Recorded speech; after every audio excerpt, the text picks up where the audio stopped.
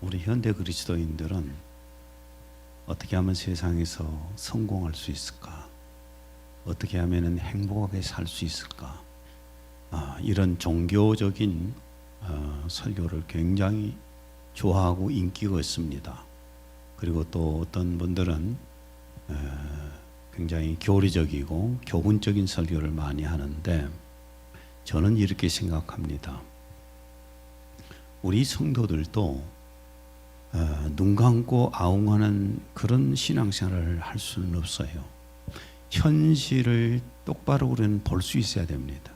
그리고 현실을 알아야 합니다. 그리고 이 현실 속에서 예수 그리스도의 재림의 징조들이 어떻게 나타나고 있는가를 알 수 있어야 됩니다. 그래야 정신적으로 깨어있는 사람이 될 수가 있다고 봅니다. 저는 첫 번째 시간에는 예수님의 재림과 이스라엘의 독립과 많은 나라들의 독립에 대해서 말씀을 전했는데, 그 말씀은 그대로 이루어졌지 않습니까? 그리고 예수님의 재림과 이스라엘을 상대로 한 전쟁, 아마겟돈 전쟁, 이 전쟁에 대해서 말씀을 전했었는데, 아마겟돈의 전쟁의 결말은 예수님 재림으로 끝납니다. 계시록 19장 18절 20절.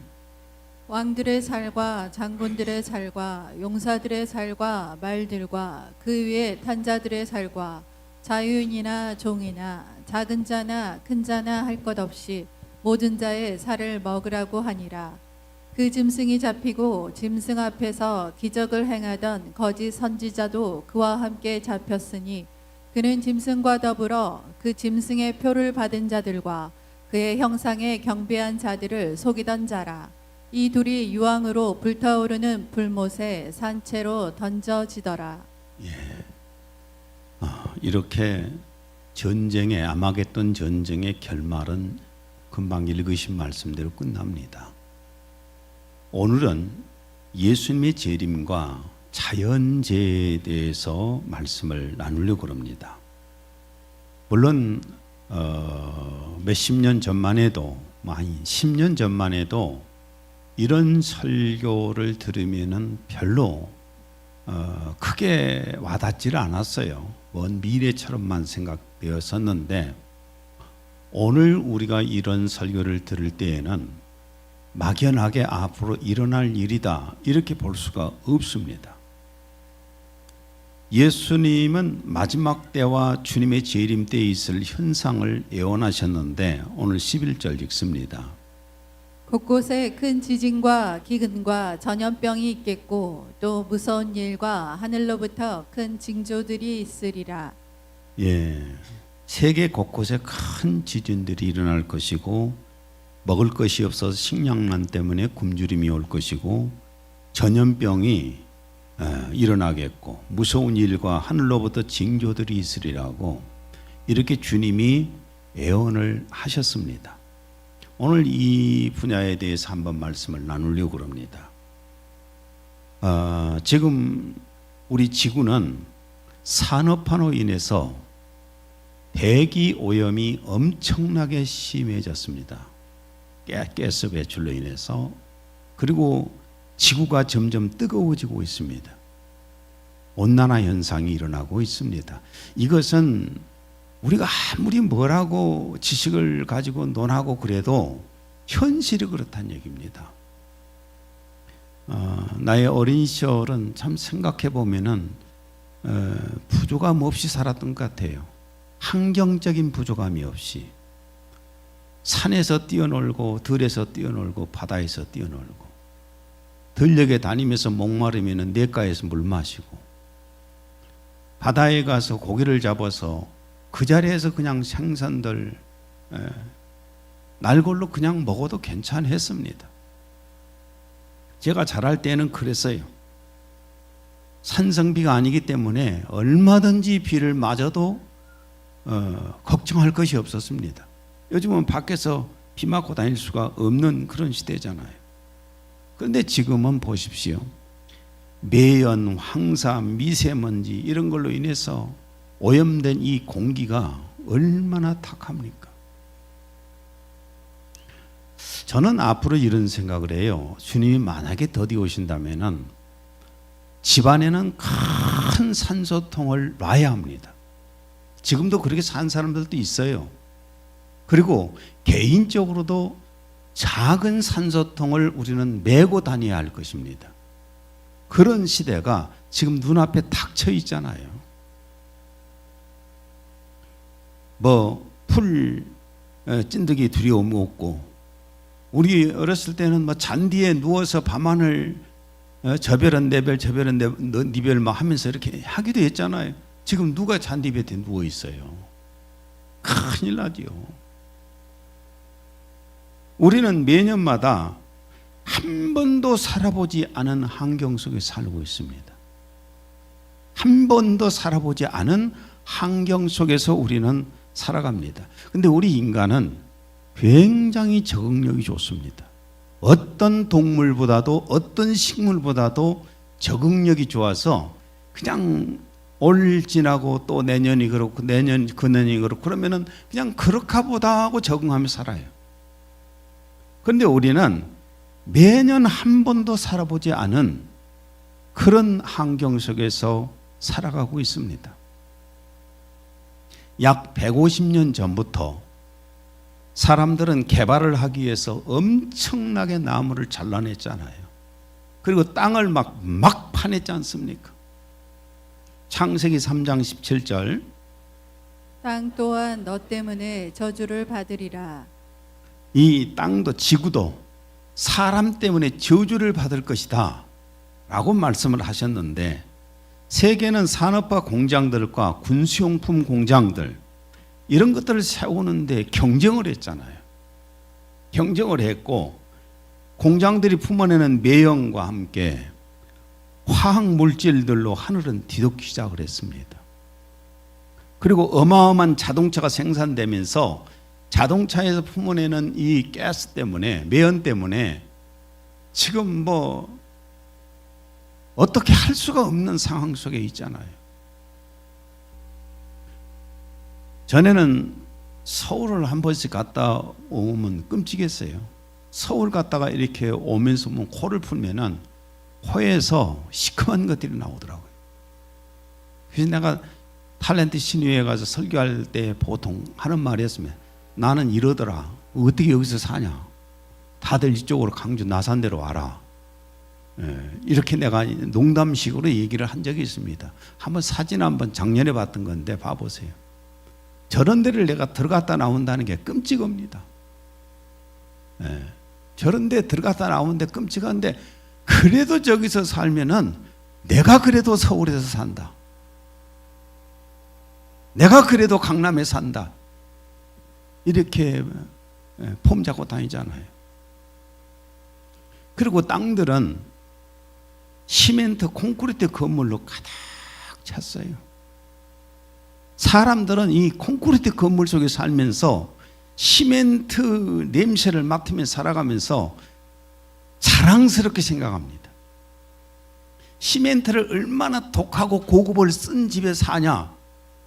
폼 잡아요. 내가 그런 집에 산다고. 이게 현실입니다.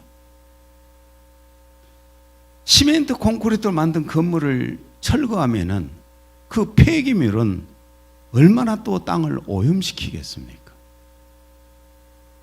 이렇게 산업화가 되면서 사람들의 삶이 매우 편리해진 것은 사실입니다. 인정할 것은 인정해야 되겠죠.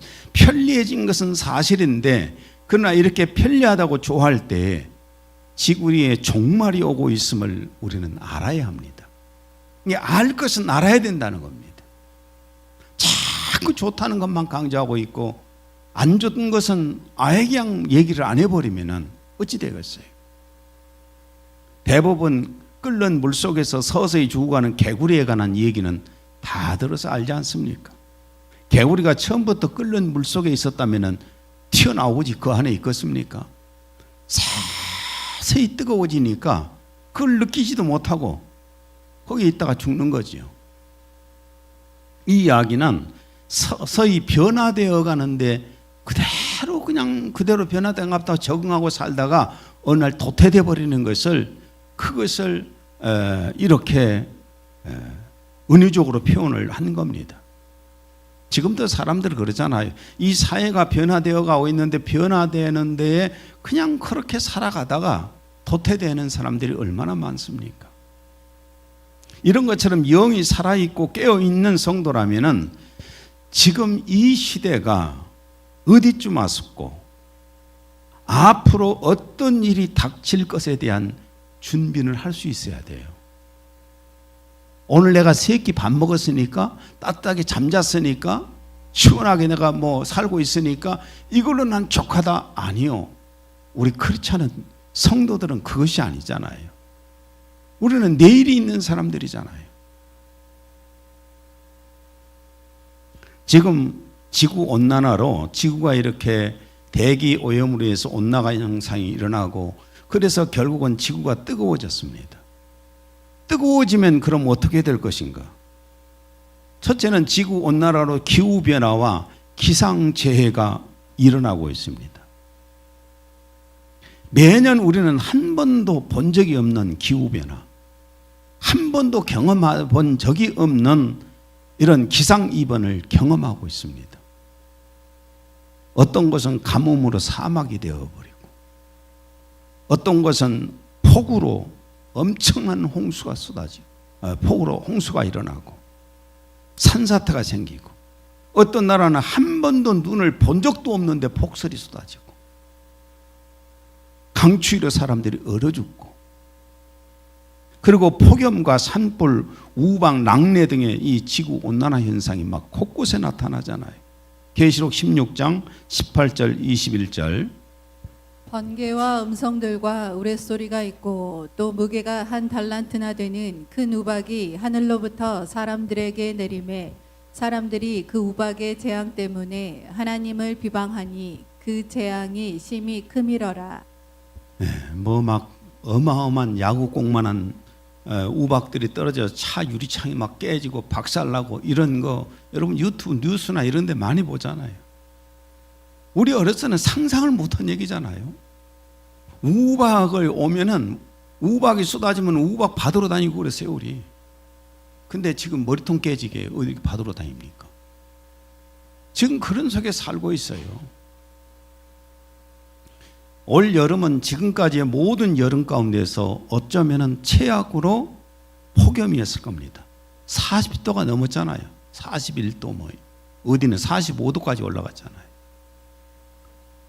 더위가 없는 유럽 남부 지역은 40도가 넘는 이 폭염으로 산불들이 일어나고 유럽 대부분이 에어컨이 없잖아요. 그런데 갑자기 뜨거워지니까 난리가 났어요.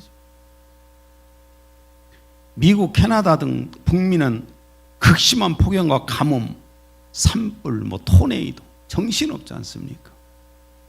어디 보니까 남미 쪽에는 겨울에 산에가 얼음이 눈이 와가지고 얼음이 쫙 얼려 있는 그 아름다운 풍경 속에서 남미는 살거든요. 그런데 남미는 겨울인데도 얼음이 다 녹아버리고 여름이 되어버렸어요. 거기에서 녹는 물을 가지고 1년 내내 농사짓고 사는 사람들이 남미 사람들인데 지금 그 물들이 다 녹아버렸어요.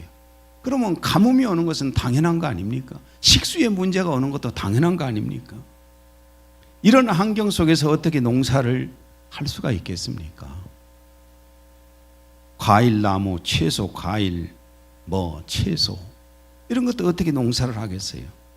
당장 올해부터 여러분 마트에 가면은 지금 농산물들이 가격이 굉장히 오르기 시작합니다. 지금 오른 것은 별로 그렇게 느낌이 안 올지도 몰라요. 그런데 앞으로 내년이면 내년 더 심하게 오를 텐데 식량난에 어려움이 있어서 돈이 많이 있는 사람들은 돈을 많이 주고라도 사다가 먹고 살겠죠. 가난한 사람은 어떻게 그걸 구입을 하겠습니까? 둘째는 70%가 바다잖아요. 그럼 지구가 뜨거워지는데 바다는 안 뜨거워지겠어요? 당연히 바닷물 온도도 올라갑니다. 수온이 상승합니다. 지금 바닷물 온도가 1.5도에서 한 2도 정도까지 올라가 있다고 그럽니다. 그런 상황 속에 있는 게 현실입니다. 부정할 수가 없어요. 해수면 온도가 2도가 오르면은 모든 어류들이 폐사하고 거기서 뜨거워서 못 사니까 다른 데로 이동하게 됩니다. 그리고 또한 조개류도 없어지고 해초류도 없어지고 다 폐사해버리고 양식도 아예 안 되잖아요. 지금 양식한 사람들 다 막 폐사해갖고 난리지 않습니까? 계시록 16장 3절 둘째 천사가 그 대접을 바다에 쏟음에 바다가 곧 죽은 자의 피같이 되니 바다 가운데 모든 생물이 죽더라. 이렇게 바다의 모든 생물들이 죽고 나면은 이제 우리는 어떻게 식량 공급을 받습니까? 땅에서도 식량이 공급이 안 되고 바다에서도 공급이 안 된다면은 어떻게 해야 됩니까? 굶어 죽는 것밖에 더 있습니까? 이게 지금 현실이라고요. 제가 무슨 뭐 성공론을 얘기하는 것도 아니고 행복론을 얘기하는 것도 아니고 종교를 얘기한 것이 아니잖아요. 교리를 얘기한 것도 아니잖아요. 지금 우리 현실을 지금 얘기하는 겁니다. 세 번째로는 이 지구 온난화로 남극과 북극의 얼음이 녹아서 해수면이 막 상승하고 있습니다. 지금 계속 추운 시베리아가 기온이 40도 가까운 폭염으로 시베리아의 그 영구 동토층 얼음으로 덮여 있는 그 땅 말입니다. 그곳이 녹고 있고 남극도 녹고 있고 남극과 북극이 지금 얼음들이 막 녹아내리니까 섬나라들이 없어져 버린 나라가 있어요 지금. 그리고 지금 심각한 게 바닷가에 가보면 물이 엄청나게 올라와 있습니다. 나는 내가 고등학교를 다녔던 목포해를 가보면은 내가 그 선창가에 가서 이렇게 돌아다녔던 곳을 가서 보면은 물이 얼마나 많이 올라오는지 그것도 방파제를 엄청 쌓아놨어. 그래도 물이 또 올라와. 남극과 북극의 얼음이 다 녹으면 해수면이 약 65m가 올라온다고 합니다. 물론 시뮬레이션이지만 한번 사진 한번 봐보세요. 저기 65m가 아니라 지금 어느 정도 올라올 때에 저렇다는 거예요. 물이. 또 바다에서 방사선 폐기물을 방류해서 땅과 바닷물이 막 오염되고 있잖아요. 바닷물이 방사선으로 오염되면 모든 생물이 죽고 살아남지 못하잖아요. 이게 주님이 예언하셨어요. 마지막 때가 되면 바다에 생물이 다 죽는다고. 지구온난화는 지금 기후변화와 기상재해로 인해서 무엇을 또 만들어낸 줄 아십니까? 식량 문제입니다. 식량 문제. 누가복음 21장 11절. 곳곳에 큰 지진과 기근이 있겠고. 기근이 있다고 말해요. 지구 사막화의 면적이 지금 전 세계의 3분의 1이 사막화되어 있는데 매년 우리 대한민국 땅덩어리만큼씩 사막화가 되고 있다고 합니다. 농사를 짓지 못하고 바닷물의 오염으로 더 이상 해초리나 고기들을 먹을 수 없잖아요. 그 다음에 또 하나가 뭔 줄 아십니까? 사람들이 조금은 잘 사는 나라가 될 수 있도록 고기 문화가 형성돼요. 고기 문화. 당연한 거 아니냐 이렇게 생각하시겠죠. 여러분 고기를 많이 먹게 되면은 자 가축을 기르는데 곡식이 얼마나 들어갈까요? 우리나라가 현재 지금 수출해 들어오는 수입에서 들어오고 있는 것이 66%입니다. 66%가 곡식을 수입에 들어오는데 그 중에서 20% 내지 30%가 누가 먹어요? 가축들이 먹어요. 가축을 뭐 하는데 먹이죠? 잡아먹으려고. 그렇죠? 사람이 잡아먹으려고 먹는다니까요. 곡식은 점점점 줄어드는데 우리나라에서 나오는 곡식은 우리가 소비하고 있는 곡식의 44%밖에 안 돼요. 그래서 66%를 수입에 들어오는데 그 중에서도 지금 동물들이 20에서 30%를 곡물을 먹인다고요. 그 고기를 먹어야 되니까. 식량난이 여기에서도 이제 문제가 오는 겁니다. 곡물이 부족해지면은 곡물이 부족한 만큼 가격은 올라가요. 가격은 점점 올라가고 가난한 사람들은 그 곡물을 사지 못합니다. 그럼 굶어 죽지요. 당연한 현상 아니에요?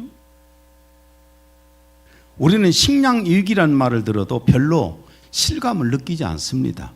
우리나라 지금 잘 먹고 잘 살고 있잖아요. 돈만 있으면 마트에 진열되어 있는 식품들을 얼마든지 가서 사지 않습니까? 나는 마트 다리 아파서 안 따라다니려고 하는데 종종 하다 마트에 카트를 뒤에 끌고 내가 따라다닙니다. 얼마든지 집어넣고 다니잖아요. 집어넣고 나고 끄트머리 가고 계산만 하고 나오면 지금 이런 세상이에요. 근데 언제까지 그 진열품들이 그렇게 많이 있을까요? 식료품이 언제까지 그렇게 진열이 많이 있을 수 있을까요? 지금 점점점 어려워집니다. 앞으로 상위층들만 좋은 식품을 먹을 겁니다. 상위층들만. 나는 그래서 제 아내한테 그랬어요. 사평 집에다 하우스를 하나를 더 하자. 그래야만이 앞으로 성도들이 신선한 그 채소나 이런 것들을 먹을 수 있지 않겠냐고. 앞으로 채소 못 사요. 점점점 비가 막 쏟아지니까 상치가 다 녹아버려요. 앞으로 점점 여러분 식료품 먹기가 이런 그 배추나 이런 것들 상치나 먹기가 힘듭니다. 채소 먹기가. 그래서 나는 하나를 더 하우스 해갖고 그 안에서 재배해갖고 우리 성도들 먹었으면 좋겠다. 근데 우리 부부만 하면 안 되잖아요. 앉아서 얻어먹기만 하면 안 되지요. 여러분도 알아서 해줘야 되잖아요. 안 그래요? 목사 부부가 늘 식량까지 만들어서 다 먹여주고 앉아서 말씀만 받고 그러면 쓰겠어요? 같이 합시다. 대답한 사람들 안 오면 내가 두고 볼 거예요. 여러분 지금 현재 세계 80억 인구 중에서 12억 명이 굶주리고 매일 2만 5천 명이 굶어 죽는다고 합니다. 매일 2만 5천 명이 굶어 죽는다니까요. 그게 현실이에요. 눈 감고 아웅하는 신앙생활을 우리는 할 수가 없잖아요. 다섯 번째는 지구온난화로 기후변화와 기상재해가 뭘 만들어내냐 하면은 전염병을 만들어냅니다. 11절 곳곳에 전염병이 있겠고 수원지에는 녹조나 적조, 식물들은 수많은 병충과 벌레들, 동물은 구제역, 조리독감으로 소, 돼지, 닭, 오리, 살처분. 요즘은 살처분 시켜도 누가 눈 하나 깜빡 안 하잖아요. 그런가 하고 말아요. 하도 일상이 되어버리니까. 거기에다가 지금은 폭염으로 어마어마하게 폐사해버리더라고요. 사람은 코로나19로 사람이 얼마나 죽었냐? 600만 명이 죽었다고 그래요. 그런데 여러분 중국은 얼마나 죽었는지 통계가 없습니다. 중국은요. 지금 중국에서 14억이라고 그러잖아요. 제 생각에는 14억이 될 수가 없어요. 왜냐하면 오랫동안 인구 그 산화 정책을 써가지고 하나밖에 못 낳게 했잖아요. 근데 왜 14억이 지금도 14억이에요? 코로나로 인해서 죽은 사람이 시체가 막 산으로 쌓듯이 막 쌓여 있었다는데 어떻게 14억이 그대로 되겠어요? 코로나로 인해서 통계적으로 나온 것은 600만 명이 죽었어요. 그리고 모든 것이 막 마비되었잖아요. 한 번도 들어보지 못한 희귀한 질병들이 세계 구석구석에서 확산되고 있습니다. 전염병 전문가들은 앞으로 더 무서운 전염병이 확산될 것을 말합니다. 이게 지금 현실이라고. 이런 속에서 우리가 살고 있어요.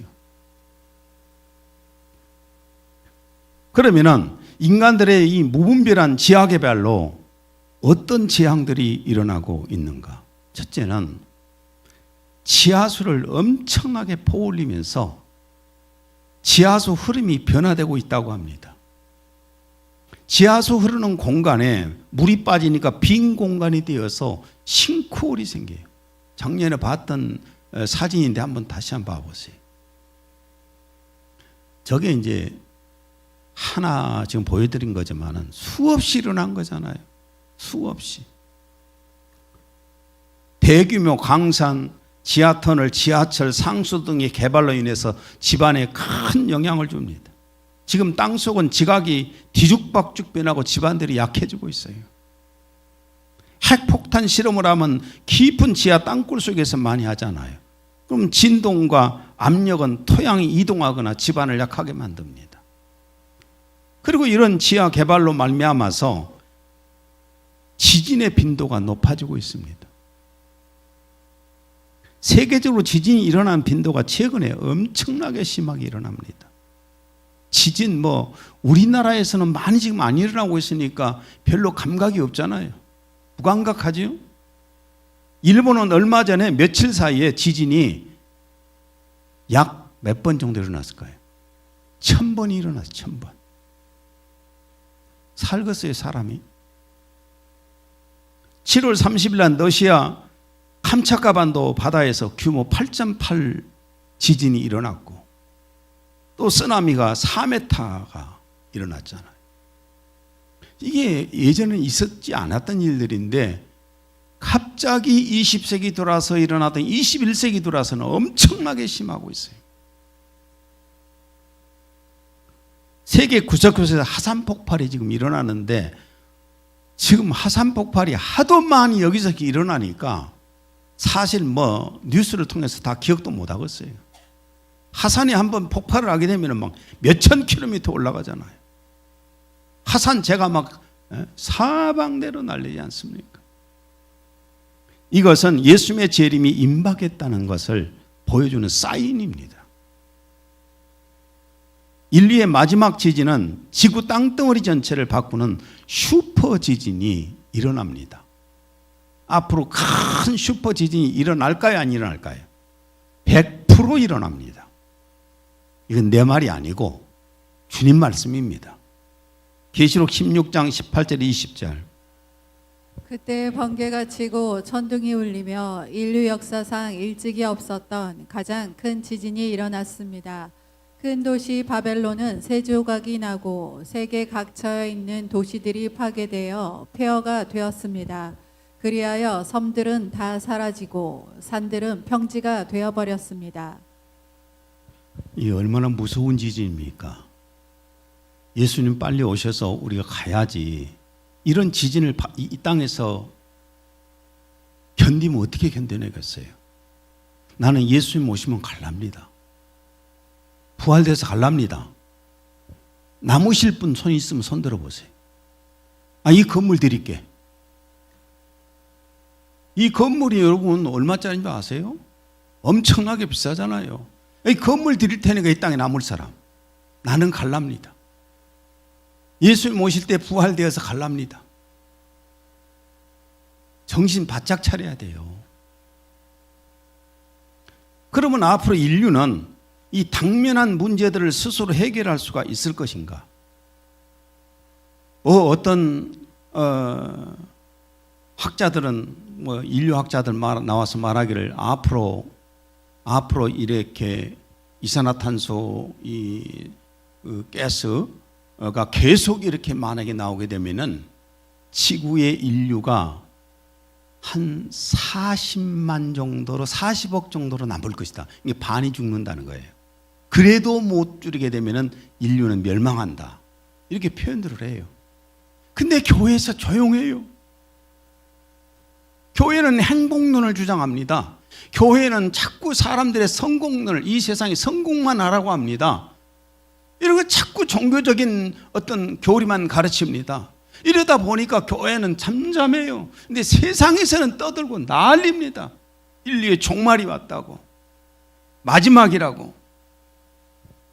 여러분, 유엔과 세계 국가들은 매연가스를 줄이고 시멘트 콘크리트를 줄이자고 지금 운동하고 있잖아요. 과학자 60명이 모인 글로벌 연구 프로젝트, 지구 기후변화 지표라는 곳에 발표한 내용인데, 지금과 같은 이산화탄소 배출량으로는 3년 뒤에 재앙을 막기 위한 마지노선을 넘을 것이다 그랬어요. 이대로 만약에 지금 이산화탄소가 가스가 배출이 된다면은 3년 후에는 이제는 지구가 마지막 종말이 된다는 겁니다. 이건 제 말이 아니잖아요. 학자들의 말입니다. 그러면 이제 묻습니다. 우리 인간들이 산업화를 멈출 수 있을까요? 매연가스로 인한 대기 오염을 줄여낼 수 있을까요? 대기를 청결하게 청소하고 지금 온난화를 멈출 수가 있을까요? 인간이? 구체로 질문합니다. 매연가스를 줄이기 위해서 생활용품과 군수용품을 생산하는 공장 가동을 멈출 수가 있겠습니까? 농경사회로 다시 돌아갈 수 있겠습니까? 그리고 시멘트 콘크리트로 만든 건물을 철거하지 않고 살 수 있겠습니까?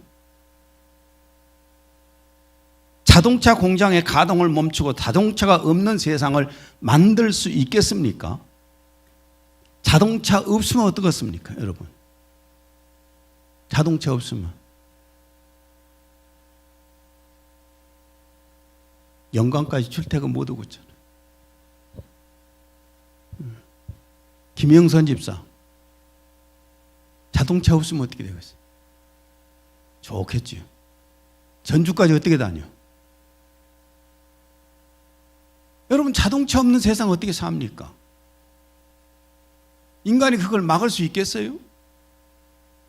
전쟁을 위하여서 산처럼 쌓아놓은 전쟁 무기들 사용 안 하겠습니까? 지구를 자멸시킬 가공할 만한 핵무기들을 인간이 어떻게 하겠습니까? 터지면 난리잖아요. 지구 끝장나잖아요. 기후변화와 기상재해로 점점 고갈되어 가고 있는 식량 부족을 인간이 어떻게 해결을 합니까? 아무리 농사를 지어도요, 농사를 지어놔도 폭우가 쏟아지면 싹 끝나버리는데, 아무리 식물을 열심히 키운다고 키워놔봐야 폭염이 쏟아지면은요, 생장점이 다 사가버려요. 죽어버려, 말라서. 그 인간이 어떻게 식량 부족한 것을 해결할 수 있냔 말이에요. 또한 지금 흔들리고 있는 이 지구에 흔들리고 있는 것을 인간이 막아요? 심각한 자원 고갈을 어떻게 할 수 있겠습니까? 인간이 해결할 수 있는 방법이 이제는 없어요. 더 이상 멈추지도 않아요. 한 가지 분명히 아셔야 할 것은 인간은 스스로 멈추지 않습니다. 인간은 어떤 경우에도 스스로 멈추질 않아요. 그게 인간이잖아요. 죽는 길인 줄 알면서도 서로 경쟁하면서 가는 거예요. 그것이 인간이거든요. 이런 모든 현상들이 주님께서 다시 오실 때 일어날 현상들이라고 하셨습니다. 다시 한번 11절 읽습니다. 큰 지진이 일어나 곳곳에서 기근과 전염병이 번지고 하늘에서는 무서운 일들이 일어날 것이다. 인간 스스로는 그 어떤 것도 멈추질 않으니까 개발을 멈추지 않지요. 공장도 멈추지 않지요. 자동차도 멈추지 않을 것이고 비행기도 멈추지 않을 것이고 농사를 짓는데 농약을 안 할 수도 없고. 여러분, 이 농사를 지어보니까 병충이나 벌레가요 갈수록 많아요. 아니, 이거 농사를 못 짓겠어. 약 아니면 농사를 못 지어요. 텃밭에다가 무를 이렇게 뿌렸어요. 무를 텃밭에다 뿌려놨는데 벌레들이 다 갉아먹어버려. 근데 늘상 거기다 약을 해대면 그걸 어떻게 우리가 먹습니까? 나는 솔직히 말해서 막 약을 막 해버린 것은 먹고 싶지가 않아요. 농약을 내 속에다 뭐 하는데 집어넣습니까? 그게 지금 현실이에요. 그리고 지금 앞으로는 전염병이 어떤 전염병들이 올지 우리가 어떻게 합니까? 재림의 우리 성도는 이런 현실 속에서 예수님의 재림의 징조를 볼 수 있어야 돼요. 그러니까 현실을 직시해서 볼 수 있어야 돼요. 완전히 소경들이 되어갖고 앞에서 일어나고 있는 현상이 있는데도 그 현실을 보지도 못하고 소경되어갖고 잠만 자고 있으면 되겠어요. 마태복음 16장 3절 아침에 하늘이 붉고 흐리면 오늘은 날이 굳겠다 하나니 너희가 날씨는 분별할 줄 알면서 시대의 표적은 분별할 수 없느냐. 우리는 좀 시대의 표적을 볼 수 있어야 됩니다. 말씀을 마무리 짓습니다. 그러나 이런 참 비극적인 현실, 도저히 인간이 감당할 수 없는 현실이 내년에 또 달라지잖아요. 올해 지금 이 말이 틀린가 사실인가 내년에 한번 확인해 보세요. 올이 가장 살기 좋았어요. 아시겠어요? 올이 2025년도가 여러분 살기에 가장 좋았습니다. 갈수록 나빠져요. 갈수록 뜨겁든지 쏟아지든지 이게 현실입니다. 여름에. 그러나 우리 성도들에게는 이런 절망 속에서도 희망이 있다는 겁니다. 이 절망 속에서 희망이 있어요. 왜 희망이 있느냐? 성도는 죽으면은 에덴 동산보다 더 좋은 낙원으로 가기 때문입니다.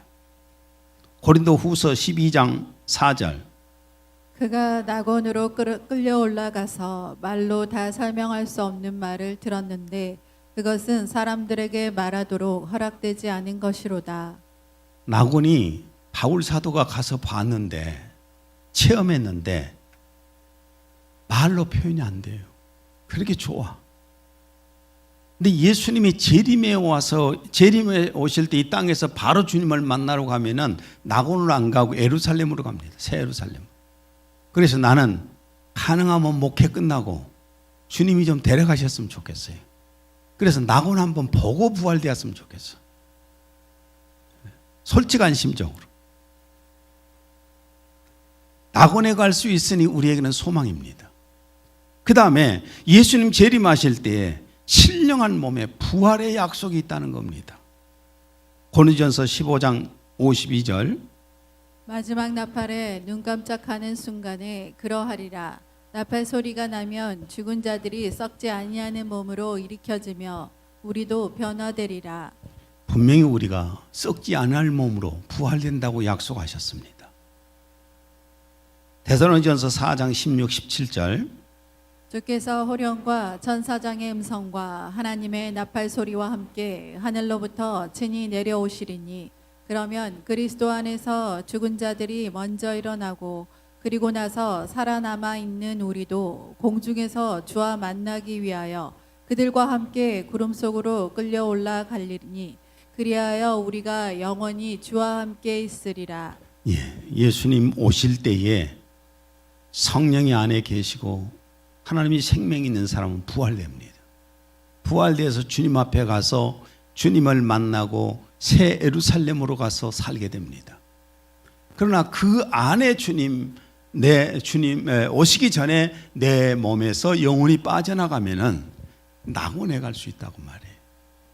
그러니까 자, 주님 오시기 전에 죽은 사람이 불쌍한 게 아니라 주님 오시기 전에 죽은 사람은 낙원도 경험해봐요. 낙원도 경험해봐. 그래서 좋고, 그렇죠? 예수님 오실 때까지 살아남아서 예수님 오실 때 부활되어서 가면은 그 또한 좋습니다. 이것이 우리 성도들에게는 희망이 있습니다. 우리 성도들은 늘 현실을 직시할 수 있기를 바랍니다. 기도합니다. 하나님 아버지, 오늘은 예수님의 재림의 징조들 속에 자연재해에 대해서 말씀을 나눴습니다. 주님이 말씀하셨던 2000년 전에 예언해 주셨던 그 말씀들이 오늘 현실적으로 지금 우리 눈앞에서 일어나고 있습니다. 이제 주님의 재림이 바로 문 앞에 와 있다는 것을 너무나 많이 느끼고 있습니다. 저희들 예수님의 재림을 믿게 하여 주시고 예수님의 재림을 기다리게 하여 주시고 예수님의 재림을 맞이할 준비를 하게 하여 주옵소서. 예수님 이름으로 기도했습니다. 아멘.